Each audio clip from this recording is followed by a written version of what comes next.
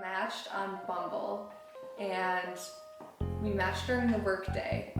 He must have liked me first. So I went on the app and I came upon Tara's profile, and instead of waiting for her to reach out to me, I just sent her a thing on Instagram.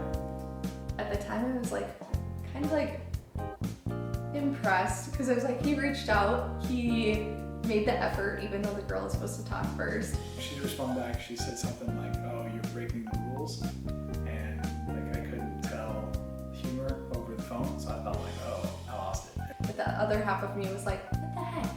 Like, you're not supposed to find me and reach out to me, that's the whole purpose of Bumble.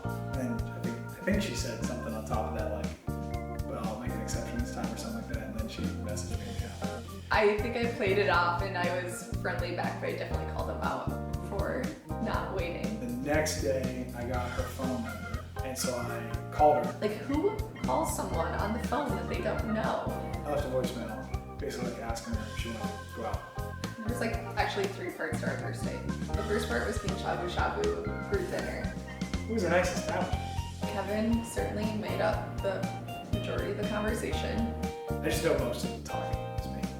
Safe to say that there were no awkward silences. So dinner, it went well for me. I don't know how well it went for her at the time.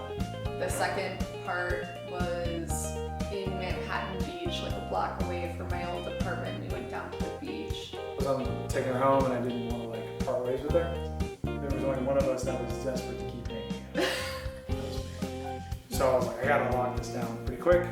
She's gonna move on. And the third part was in this rental car that he had, picking up some of my now bridesmaids from the airport. Katie and Allie didn't know that I had been on a date that night. Figured, oh, meeting her friends, like, you know, that'll how I can lock her in. So on the way to the airport, Kevin and I devised a plan. I was trying to convince you to keep hanging out with me. We had already been hanging out for like 4 hours at that point.